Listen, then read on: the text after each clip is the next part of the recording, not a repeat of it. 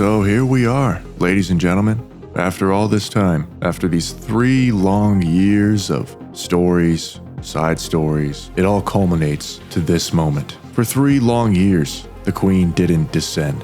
Why? Well, we find out that Siren, for 70 long years, was blinding her, sending her bubbles into her eyes and not making it very clear that she was doing that during the event, but that's what she was doing, creating a barrier 120 kilometers in diameter, completely rendering the queen's vision useless. That the sole reason why we were able to stall all this time was because Siren was doing that. Regardless, this is the true beginning of Nikke's story. Buckle up. We're about to start with Liberlio, who came off as really weird this event. So she starts talking about this thing called True Mother. Now we can only ascertain that this is the queen herself. It doesn't make sense for it to be anything else. But she also refers to the queen as they at one point in chapter 40. I'm not sure why she refers the queen as they, as if it isn't her mother. It's almost like she was talking about a different entity or multiple, just like there could be multiple queens that we already know about. We know she's the gene killer. We know that she was going after Nihilister because Nihilister talks about how she wants to become a queen herself and that she wants to gather up allies to kill the queen. She was like, it's about time, we gotta kill her. And that's what she did, or tries to do. But then she gets stopped because she finds something even better, the Eden Spear, hiding in plain sight. She gets blasted, and something that would normally kill anything on the entire planet, she lives through it because apparently she shrinks herself to an extreme degree,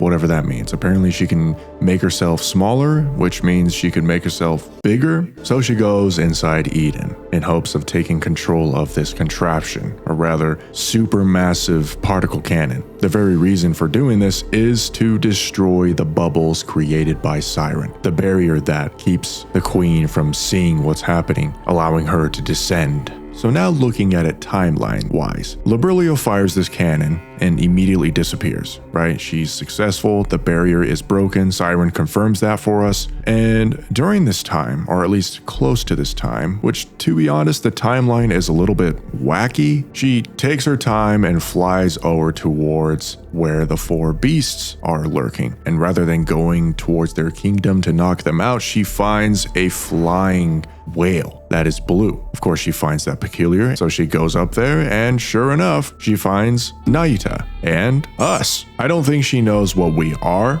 or at least our significance to the queen, so she kind of ignores us and goes after the 4 beasts, right? And she tries to take them out, and she's not quite successful. So that's the last thing we know about Liberlio. Indeed, she seems very emotionally connected to her mother, her true mother or whatever, which we assume to be the queen. It's a little bit too quick to say, but there isn't any other entity besides the queen that's lurking up there in space that she would want to help out. Or maybe it's the fact that she thinks the queen can help her find her mother or something. Not quite sure there, seeing as the queen also has connections to Lilith, who was the first Nikke, which kind of counts as a mother to all other Nikkes. That also makes sense. The queen is the predecessor of the Nikke faction, or race, I guess you can say. I'm gonna say it, I don't think it's Liberlio. I could be totally wrong, but it just doesn't seem like one of the units that we're getting is Liberlio. We could all be getting bamboozled. I could be getting double bamboozled. I have no idea right now, at this moment, after reading the side story, who it's gonna be. I have a good idea. One of them, a very good idea, but the other one, no idea. I guess maybe Nihilister Alter is the only other character I can think of. Liberlio is a category 5 anomaly. There's just so little we know about her. Man, they have got to do some serious convincing because she really just does seem like the evil opposite faction. We're completely against her. Her ideals, where her allegiance lies, and we might as well talk about that. Marion finally gets some lines after all this time. Holy smokes, almost 2 years of nothing. We finally get some screen time of her and Chime. Now she barely has anything, but what she says is striking, to say the least. She clearly says that she needs to claim it back. Now that, to me, only refers to the fact that she lost her queen powers. In this world, by some magical logic, that there could only be one queen active at a time. While she is technically a candidate for a queen, she doesn't have those powers anymore because the other queen is back, which also gives me the impression that her queen powers are completely dwarfed by the original. Anyway, so she says she wants to claim it back. Clearly she knows some shit. She's like, if I don't stop her, it's over for humanity. It's over for everything. She doesn't even say humanity. She just says it's over. If I don't do something, it's over. And then she runs off. And I imagine we're going to be seeing her very soon. I don't think it's possible, to be completely honest with you, that they can fit everything that's going to happen within a event story and 2 main story chapters. I really don't. They usually don't. There's only so much they could fit in that. So I imagine one of these things is going to be the 3.5 anniversary story event because, you know, it's a gacha game. They kind of want to prolong the story, right? Even though it's good, at the end of the day, this is kind of the business model. Maybe Marion isn't going to do anything until 3.5. That's my guess, or at least one of the other factions. I do think Old Tails Squad isn't super important right now. To be completely honest with you, Hansel and Gretel, like, who cares about them right now? That sounds mean, but compared to the literal descent of the queen, this is a astronomical level existential threat. This is the big boss, right? Compared to that, Hansel and Gretel, listen, you can go, play with your toys a little bit longer. You can be dormant for a lot longer, because right now we don't really care.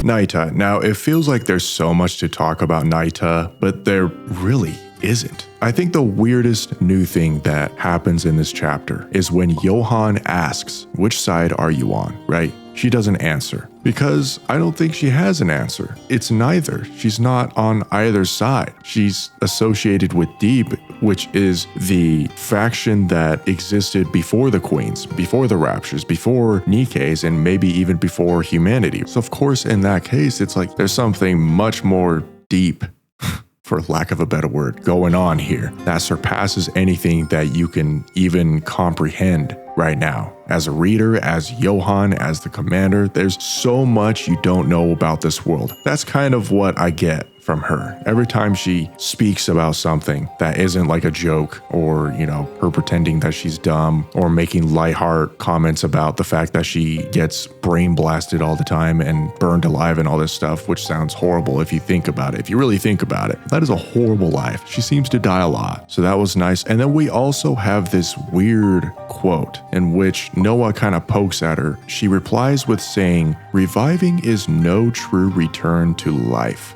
which gives anyone the impression that, is she not alive? Like, what is her life? What even is she? Of course, that's the question everyone is asking. What even is she? Yeah, she is associated with Deep, but she can make hundreds of copies of herself, seemingly, and she roams the earth collecting information. Now, I highly doubt the only information that she's collecting is where the queen is located. I can't imagine she's creating all these copies just for that. It's for something else. I think that's all I wanted to really talk about in terms of the big things. I guess I failed to mention the Queen's final command was one of a desperate cry, find Lilith's body. I wonder if this desperate cry was a response to the fact that the world was gearing up to fight against her, or at least another faction found out that they could just create their own queen. And this is where I want to kind of get into the timeline of what's going on. Now, this is all just off the top of my head. I just